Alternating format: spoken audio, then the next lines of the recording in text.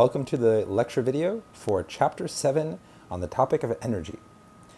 The topic of energy I mentioned a few times in the previous lecture video for Chapter 6, and if there's one thing to remember about both Chapter 6 and Chapter 7 is that these are the conservation chapters, okay? Not conservation like saving the environment, conservation in that momentum from the previous chapter and energy from this chapter are conserved quantities, all right? So, we're going to define energy, define work, power, talk about types of mechanical energy. There's two types, potential and kinetic. Talk about something called the work energy theorem, which just relates the two types of mechanical energy from above. Talk about general conservation of energy that can involve things beyond mechanical, like heat energy and light energy. Talk about machines, energy, recycled energy, energy of life, and sources of energy, which are all brief topics, as kind of quick couple slides in each. Okay? So let's talk about the big ideas of energy, work, and power. Okay, so energy. Well, it's a big topic because we can say that a combination of energy and matter make up the entire universe. And in a much later chapter, when we talk about special relativity, Einstein's first and simpler theory of his big two, special and general relativity, we find out that matter itself is actually part of energy, okay? But before we get ahead of ourselves, we can say that energy, matter define the entire system. By the way, remember forces from our 3 chapters on Newton's laws? Forces explain the entire universe because every single movement can be attributed to one of 4 fundamental forces. So physics is all about the big ideas, simplifying everything down as much as possible. So energy is the mover of substances, both a thing and a process. Okay, so you can possess it and it causes phenomenon. It is observed when it is being transferred or being transformed. Okay, so that's the thing. It's like otherwise it is kind of hard to pin down how much there is until you start to see its effects. And here's a big one, it's a conserved quantity like momentum. All right, so let's get into it. Property of a system, this is energy of course, that enables it to do work. Okay, so that's one kind of technical definition of energy. But of course we're going to have to define what work is, and we will in just a minute. Anything that can be turned into heat, okay? So that's because heat ultimately is chaotic energy. It's once energy starts involving the movement of individual atoms or molecules in a way we can't track every single one of those atoms or molecules. So heat is that ultimate chaotic process of energy. We'll talk about that more when we talk about the laws of thermodynamics, but that's definitely getting ahead of ourselves. So importantly, all types of energy can become heat. Example, electromagnetic waves from the sun can warm things up, can cause the jiggling of molecules, in other words, heat. Okay? All right, matter is substances we can see, smell, and feel, and they occupy space. Okay? So that's kind of the definition of matter, which is closely related to energy. So now, let's define this term work. Because in physics, work has a very specific definition. Okay? So the definition is going to involve 2 things, force and distance, right? Force in newtons, distance in meters. Okay? Is the force in the x, or is force times distance, excuse me, it's force multiplied by distance. We're going to speak it out. And in equation form, this is it.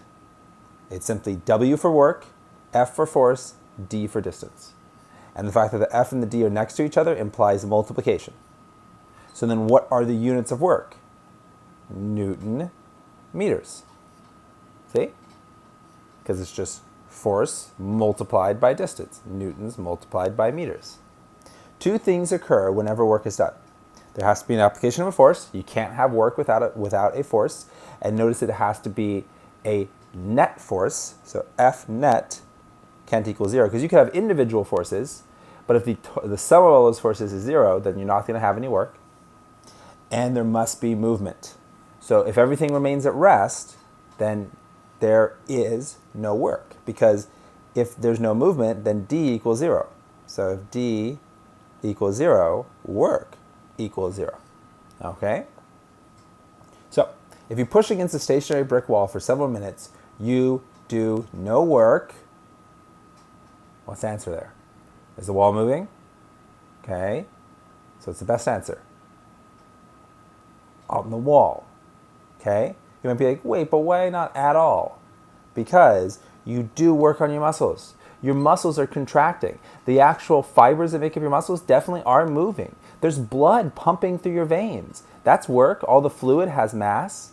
So your body is doing work, okay? But that's all internal. And we could break down every little bit of work in different parts of your body that are being done. But you are doing no work on the wall because the wall remains motionless. So you can still tire yourself out in a biological sense because of those internal processes that do require energy. But there's no macroscopic movement of the wall. Okay? So now let's think about where things are clearly moving, simple systems. All right? So twice as much work is done in lifting 2 loads 1 story versus lifting 1 load the same vertical distance. Okay? Because it's twice the mass, thus twice the force.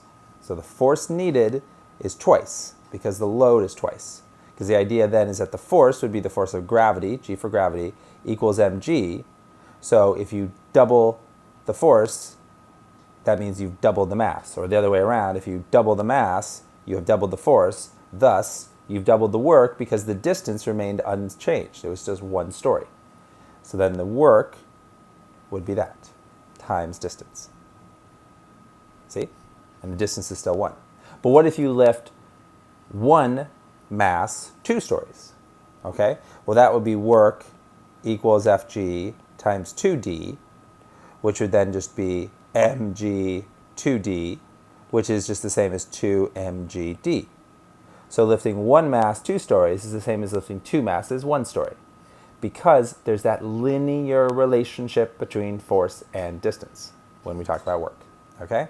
So in other words, either doubling the distance or doubling the mass will double the work, especially for purely vertical lifts like this, because doubling the mass is synonymous with doubling the gravitational force, doubling the weight, because remember, weight is a force. Okay? So a weightlifter raises a barbell from the floor, does work on the barbell. Okay? That's exactly it. She has done work on the barbell. Okay? The weightlifter did positive work on the barbell. Gravity did negative work on the barbell. The barbell, if it started from rest and finishes from rest at the top, momentarily at rest at the top, actually would have a net work of 0, because the negative work done by gravity and the positive work done by the lifter sum up to a net work of 0. Okay? So think about that. We'll come back to it, but it's a good time to introduce it. As I said before, the units of work are the Newton meter or the joule. Well, what does that tell us? That simply tells us that the joule is equal to the Newton meter. It actually defines what a joule is. And if a Newton, as we know, is mass times acceleration, so a Newton is a kilogram meter per second squared, and now we got the extra meter, then we clearly see that a joule, the unit of work, and as you'll soon see also the unit of energy, is a kilogram meter squared per second squared. Okay, that is joules, the units of work in base units. So, work is done in lifting a barbell. How much work is done in lifting a barbell that is twice as heavy, the same distance? You know this one from the previous slide, from 2 slides back. Okay, make sure you know it. Twice. Okay, you double the weight, but don't double the distance. You've got twice the work. You do work when pushing a cart with a constant force. If you push the cart twice as far, then the work you do is, I bet you know this one, twice as much because you double the distance. Okay? Work equals force times distance. Okay. Now let's define power. And again, I'll get back to network, and that's going to be the work energy theorem. But first, power, because something comes up a lot. We talk about the power output of things. We talk about power a lot when we talk about our electrical systems in our own home. So what is power? Well, it's simple. It's just work done per time. So power is just work over time. All right? It's a measure of how fast work is done. All right? Now the units of power are the watt. And that's confusing because you look here and you're like, there's 2 W's. There's a W for work and there's W for a watt. Okay? And the important thing is we tend to put units inside parentheses. That should help distinguish between the variable the variable W for work and the unit W for watt. The other way to express a watt is to express it as a joule per second, okay, because it's work per time. So a watt is a joule per second.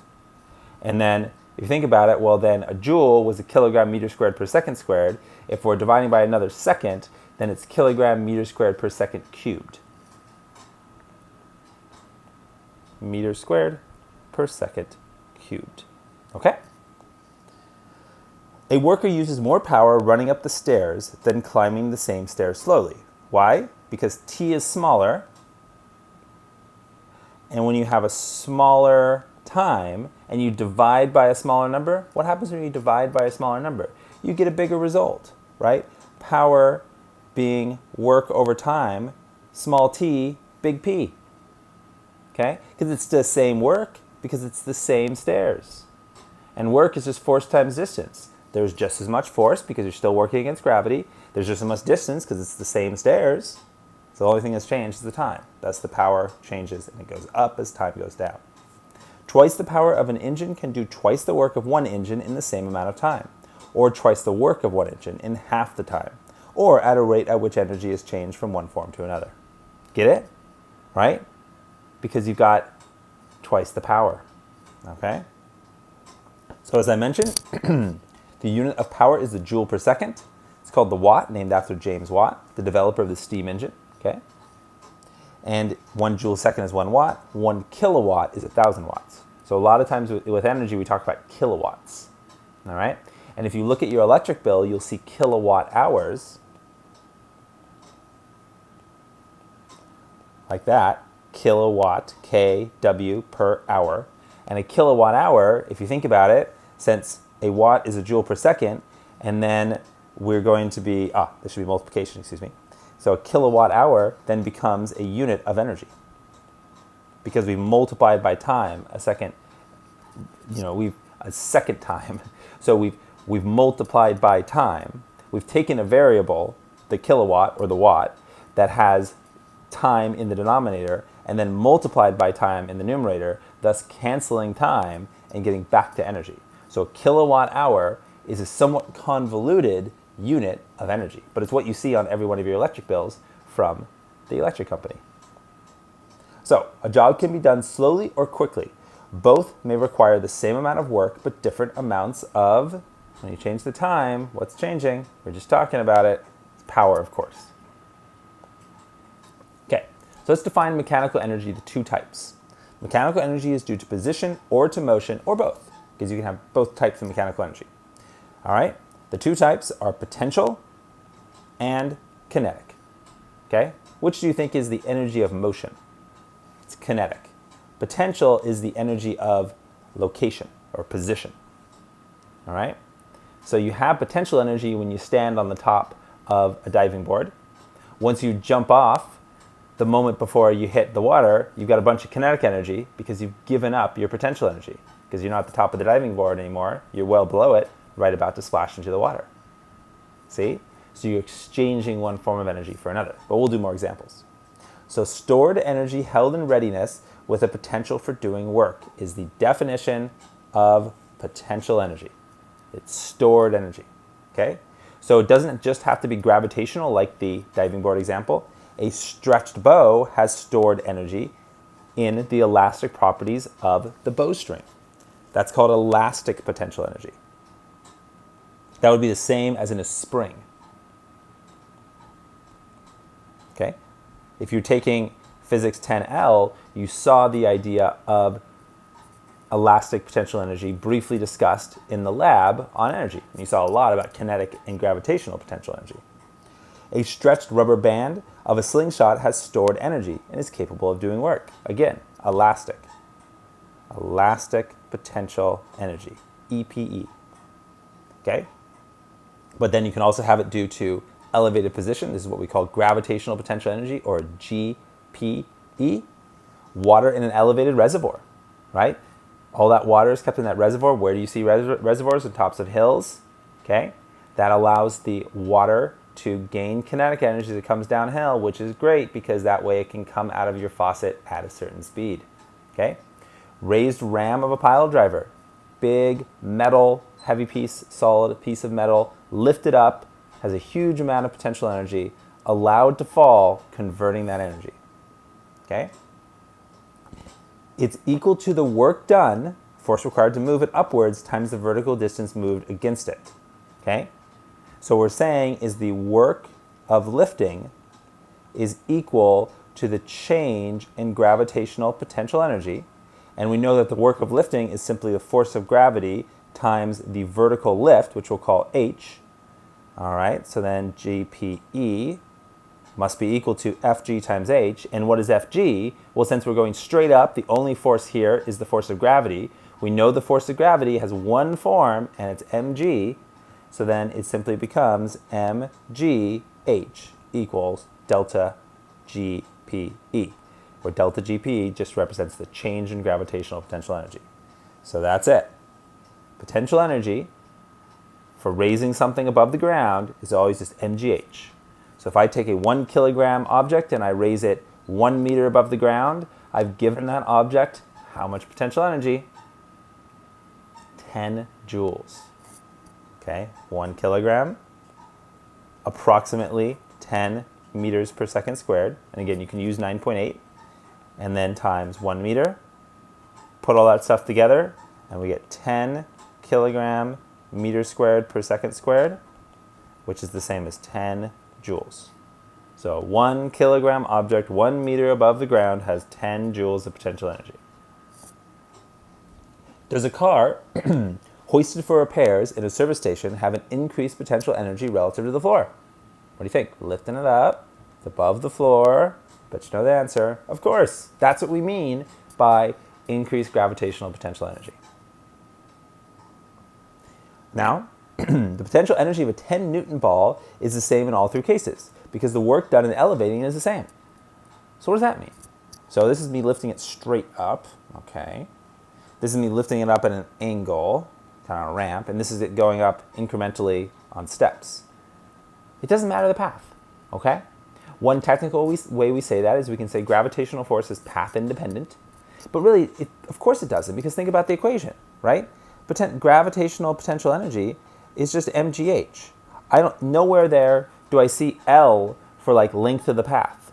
You know, I don't see any variable for the hypotenuse, L, all right? So the only thing that matters is h, and h is the same. It's just the vertical side of this triangle, or it's just the overall height of each step. It doesn't matter how you get there. Now, in the real world, you may be like, wait, I think it should take more energy, you know? Well, that's because of things like air resistance. Because air resistance would act along the entire path. That would be a force that acts along the whole way. So if there was a force of drag, for example, then that would mean the total amount of work would be the work working against gravity and working against drag. The work to lift it, that is. Okay? But that's not what we're talking about. We're talking about idealized situations. In an idealized situation, the path does not matter. Okay, so enough about potential energy. You know, since it's just a potential, let's talk about what it actually can do. And the thing it can do is create kinetic energy, all right? Now, of course, it can change types of potential energy, and when we get into electromagnetics, we'll get into that, but mostly, and heat certainly, but mostly at this point, since we're just focused on mechanics, that's where we're at, chapter-wise, section-wise in the book, let's talk about velocity, because that's what kinetic energy is all about. It's about velocity, okay? It's the energy of motion. It depends on the mass of the object and the square of its speed, okay? So it includes the proportionality constant 1/2. This comes out of calculus. Okay, so obviously won't show you where it comes from. And the form of the equation ends up being 1/2 times mass times speed. Okay, so the way we write that is we write Ke, okay, that's kinetic energy, equals 1/2 mass times velocity squared. That's the formula. Okay? So, must a car with momentum have kinetic energy? Think about it. What was the definition of momentum? Remember, momentum was represented by the letter P, super weird, and it was just mv. Simple equation, mass times velocity.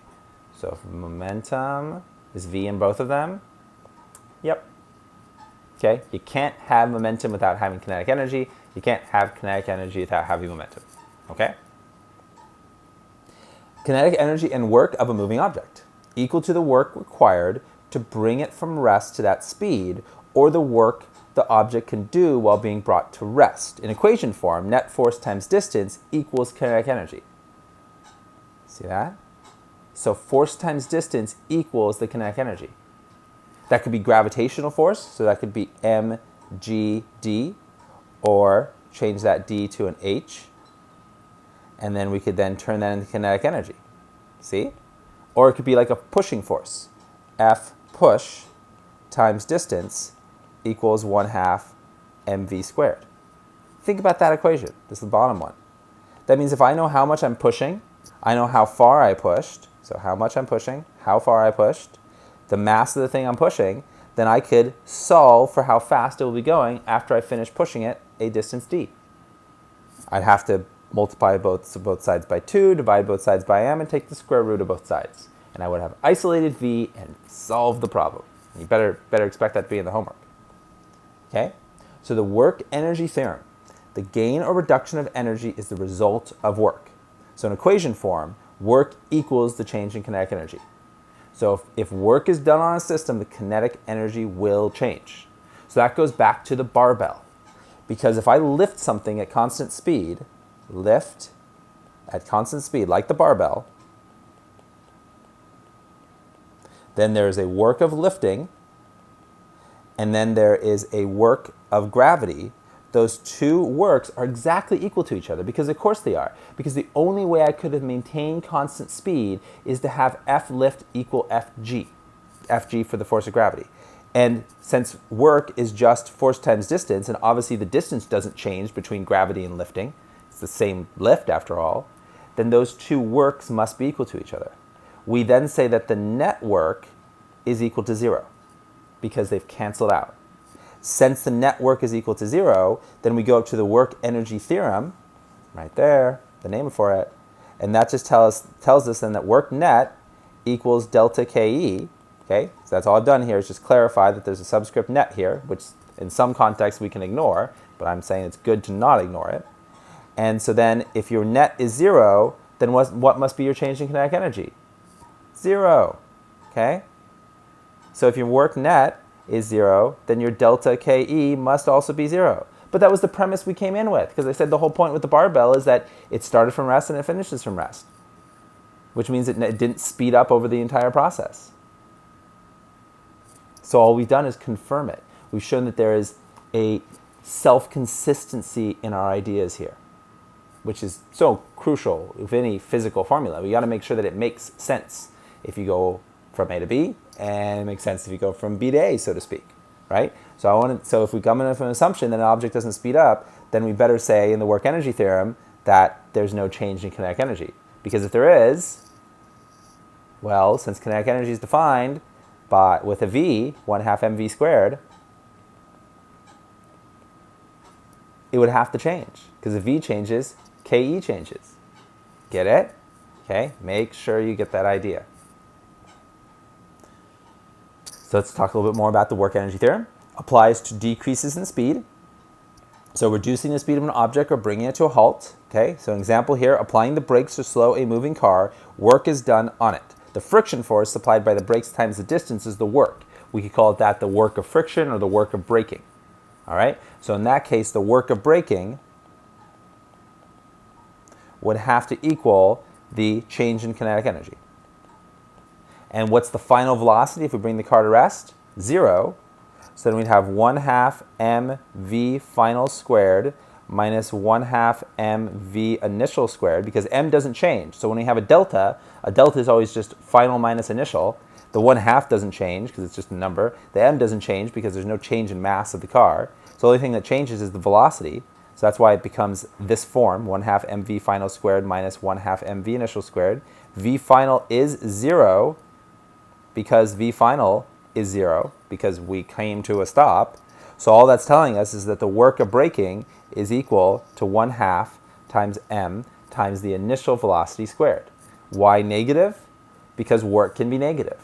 Whenever the force, in this case the force of braking, is anti-parallel, which is to say points in the opposite direction as the displacement, okay, because obviously the car was still moving towards the right as the braking force was applied to the left, then the work is always going to be a negative. All right? The mathematical reason for that is something called the dot product, but if you haven't taken a calculus class, you haven't seen that. But you don't need it. You just need to know that if they're in opposite directions, that's always negative work. All right?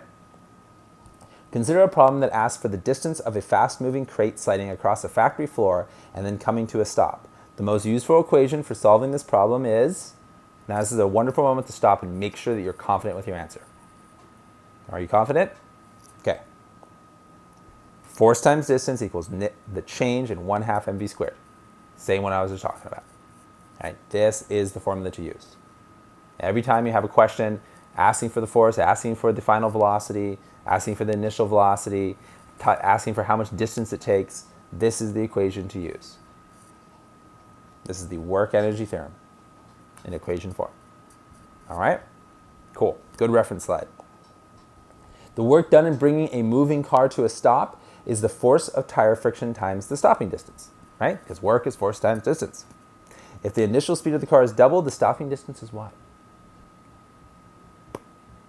Let's test your math skills here. Okay. You probably won't be able to do this in your head. Okay. Write it down, find out. We're doubling D, okay, or excuse me, we're doubling V, so we're doubling VI, and we're trying to solve for D.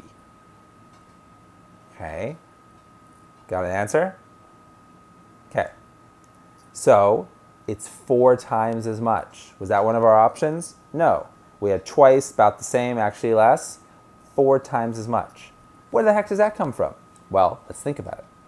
F times D equals delta KE. F times D equals 1/2 mv final squared minus 1/2 mv initial squared. V final is 0 because we're bringing something to a stop. So then we have force times distance equals negative 1/2 mvi squared. Okay? Now, what do we want to do? We want to find D. Okay? Now I've doubled the velocity.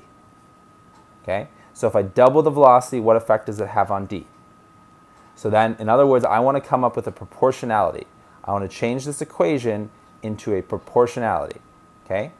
So force is unchanging. There's no mention of changing the friction force, and there's no mention of changing the mass. So I just want to find out the effect between D and V. Okay? Well, I've changed my equal sign into a proportionality symbol, this little thing here. Okay? And so then I just have V initial squared. That's the idea. Distance is proportional to the square of initial velocity. So if I double the initial velocity, so proportionality symbol again, so if I have 2 VI, well, that 2 is inside the parentheses, so it gets squared. All right? So then what I get is 4 VI squared, because I had to distribute the square. 2 squared is 4. All right? So the only way then for me to have doubled the initial velocity is to have quadrupled the distance of braking, because only then do the 4's cancel and we get back to this relationship, because that relationship must hold, that proportionality, D must be proportional to initial velocity squared.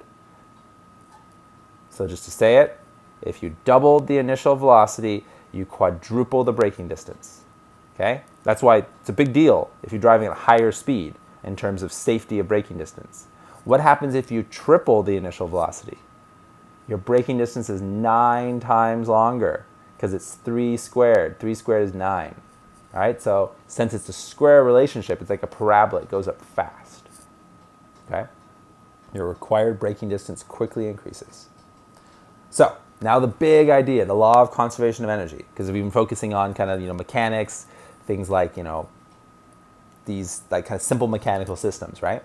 So energy cannot be created or destroyed. It may be transferred from one form into another, but the total amount of energy never changes. Okay? There are different forms of energy, but it cannot just disappear. Okay? Energy transforms without net loss or net gain in the operation of a pile driver. Because in this case, it's a mechanical system, so the potential energy becomes kinetic energy. All right? Now, maybe some of that energy becomes sound energy. Maybe some of that energy becomes heat because the objects when they collide together warm up. Okay, so there's other ways, other places the mechanical energy can go, but we can just simply think about the potential becoming kinetic. Consider the system of a bow and arrow. In drawing the bow, we do work on the system and give it potential energy, elastic potential energy. When the bowstring is released, most of the potential energy is transformed into the arrow as kinetic energy and some as heat to the bow. All right? So suppose the potential energy of a drawn bow is 50 joules and the kinetic energy of the shot arrow is 40 joules. Then what happened? 10 joules go to warming the bow. It wasn't lost, it just changed forms. Okay? So, I said that kinetic energy and momentum are conserved. Let's compare them. So the similarities between momentum and kinetic energy are they're both properties of moving things, right? And the difference between them is momentum is a vector and therefore can be canceled directionally, and kinetic energy is a scalar and can't be canceled. All right, so that's an important thing about their difference. And another thing about the similarity is they're both conserved. All right? Momentum depends on velocity. Kinetic energy depends on the square of velocity. So remember the different equations. P equals mv for momentum. Ke equals 1/2 mv squared. Okay? So an object moving at twice the velocity of another will have this, another with the same mass has twice the momentum but 4 times the kinetic energy because you're squaring it. Okay? Now, let's go through our final topics of this chapter. A machine is a device for multiplying force or changing the direction of forces. Cannot create energy but can transform energy from one form to another or transform energy from one location to another. Okay? It cannot multiply work or energy. It can only multiply force. Okay? So it's a force multiplier. Okay? So the principle of a machine is that it follows the conservation of energy concept, which is good because we absolutely cannot break that law. Work input must equal work output. All right? And input force times input distance must equal both sides. So output force times output distance must equal input force times input distance. So in other words, force times distance, because that's the definition of work after all, on the input must equal force times distance on the output. Okay, so it's all. So this is just a rewriting of that equation where we've expanded out the W in terms of force times distance. Now, does that mean that the input force must equal the output force? Definitely not. Because if we change the input distance and the output distance, then the forces must change accordingly. Because that's the only way the equation will hold true. Okay? That's the only way the principle of conservation of energy will hold true. So the simplest machine out there is a lever. Okay? It really illustrates what a machine is. Okay, so it rotates at a point of support called the fulcrum. That's right here. And it allows a small force over a large distance to create a large force over a short distance. So it's a force multiplier, but the only way it can create force is by giving up distance, because you can't get something for free. There's no free lunch in the physical world. Okay? So we're able to get a much greater force. We can apply a small force over here and a big distance and get a big force but a small distance. So the big force part kind of seems like magic because it's like, oh my God, I'm able to lift the car, right? I can't normally lift the car, but you did have to give something up. You push down on your end of the lever maybe a meter and you lifted the car a couple centimeters, but you still did lift the car. So levers are amazing, right? But they come at a cost, and the cost is loss of distance, okay? But the reward is increase in force. Okay, pulleys are the same. They operate like a lever with equal arms, changing the direction of the input force. All right. I have a concept question in the essay, or an essay question of the week that gets into discussing levers and pulleys. So you have a chance to look into that. All right. Here's the idea of a different pulley system. Okay, just kind of going through these quickly. You can review them. All right. So in an ideal pulley system, a woman lifts a 100 Newton crate by pulling a rope downward with a force of 25 newtons. For every 1 meter length of rope she pulls downwards, the crate rises. Okay, well think about the force here. So she's getting 4 times the force because she only has to apply 25 newtons, but yet she's able to lift something that weighs 100 newtons. So she's multiplying the force by 4, which means her distance must be divided by 4, because it's the equal proportionality. If I get 4 times the force, I get 1/4 the distance. Okay, so 25 centimeters, which of course is 1/4 of a meter. All right? All right, so now on to efficiency. Still kind of thinking about machines. It is the percentage of work put into a machine that is converted into useful work output. So basically, useful work is usually anything that's not heat. So think of a machine that is supposed to lift something. Well, the lifting would be the actual useful work because that's a gain in potential energy, like a crane or something. But then the whole system is warming up. And so some of that energy is getting lost to heat, that chaotic form of energy. Okay? So then efficiency is simply useful energy output divided by total energy input. Okay? Here's an example. A certain machine is 30% efficient. This means that the machine will, look at your options, make sure that you can kind of decipher the wording here and find the one that makes sense. It means that 30% of the energy input to useful work and 70% of the energy input will be wasted. Okay, that's what it means. That's what 30% efficient means. It means 70% is wasted. Is 30% efficiency really bad then? No, it's actually pretty standard. A lot of engines are going to be running at 30% efficiency. You think like combustion engines, they're running at 30-40% efficiency. Biological engines, like metabolic systems of animals, might run at 50-60% efficiency, but that's it. You don't find things that run at 90% efficiency unless it's some type of really simple electrical device. Okay, because electromagnetism can have higher efficiencies, but even then, they're never perfect. Okay, recycled energy is the reemployment of energy that otherwise would be wasted. Edison used heat from his power plant in New York to heat buildings, right? So the power plant sought to turn mechanical energy into electromagnetic energy. And we'll talk about how that's done. Basically, it's always a coil of wire spinning inside a magnet, okay? But story for another day. But every power plant, whether it's a hydroelectric power plant, a coal power plant, a nuclear power plant, obviously nuclear power plants came after Edison, a wind or water power plant, whatever it may be, all of those have the same principle and they all have some lost energy because there's undesired heat created. But hey, let's use it for something, okay? Typical power plants waste about 30% of their energy to heat because they are built away from buildings and other places that use heat, okay? So due to safety, we kind of build them away. If we didn't, or if we had a good way to insulate that heat and transfer it to places that need it, then it wouldn't be wasted. Okay, body is a machine, so it needs energy. Our cells feed on hydrocarbons that release energy when they react with oxygen. So it's like an engine, a chemical engine. Okay, just like gasoline burned in an automobile. There's more energy stored in the food than in the products after metabolism. We have lost energy. Okay, it's not 100% efficiency. The sun, okay, it's another source of energy. All right. Sunlight evaporates water, water falls as rain, rain flows into rivers and into generator turbines, then back into the sea to repeat the cycle. Sunlight can be transformed into electricity by photovoltaic cells, or wind power turns generator turbines. So we can think of anything that any hydroelectric power plant is directly running off of sun energy because the water would have never evaporated into the atmosphere and fallen in rain into lakes up in the mountains in the first place. Okay, so hydroelectric really is getting power from the sun just indirectly.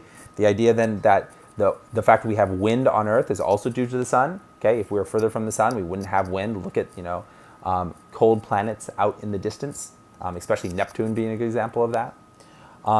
But the other thing is that we can just get the energy directly, right? Kind of like the way plants do with having cells that convert the sunlight directly into energy. We can make photovoltaic cells. All right, photovoltaic cells on rooftops catch the solar energy and convert electricity. Right, wonderful invention. More energy from the sun hits Earth in 1 hour than all the energy consumed by humans in the entire year. There's a huge amount of untapped energy from the sun. Okay, huge amount. A fuel cell runs opposite to the battery shown, where electricity separates water into hydrogen and oxygen. In a fuel cell, hydrogen and oxygen are compressed at electrodes and electric current is produced at the electrodes. Okay? So it's a way to create a form of electric energy from potential energy between the chemicals. Okay? So converting energy from one form to the other. Nuclear power. So nuclear power, it talks about the stored energy in uranium and plutonium. This is another type of energy. It's called nuclear energy, okay? Because there's forms of potential energy inside the nucleus of atoms. There's two fundamental forces called the weak and strong nuclear force. We'll mention them briefly at the very last chapters of the book. And since those are forms of energy that are different than, say, kinetic energy, potential energy, heat energy, electromagnetic energy, you can convert that nuclear energy into those other forms. And that's what nuclear power plants do. Okay? All right? So dry rock geothermal power is a producer of electricity, taking the warmer energy inside the planet. Why is there warmer energy inside the planet? Okay, well, some of it is left over from the creation of the planet, or as we mentioned here, there's energy inside of the planet because there are nuclear processes occurring in radioactive isotopes in the core of our planet. So there's continually heat being generated, okay, at least until all those isotopes decay, right? Basically once they stop going through the nuclear processes. And there we have it. Our introduction to energy. The big ideas, of course, were potential and kinetic and the work energy theorem, all right?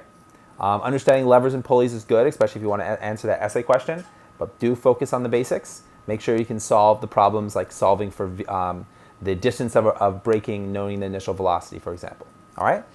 Thank you so much for watching this video. I'll be on the lookout for questions and comments throughout the next couple weeks on the topic of energy. All right.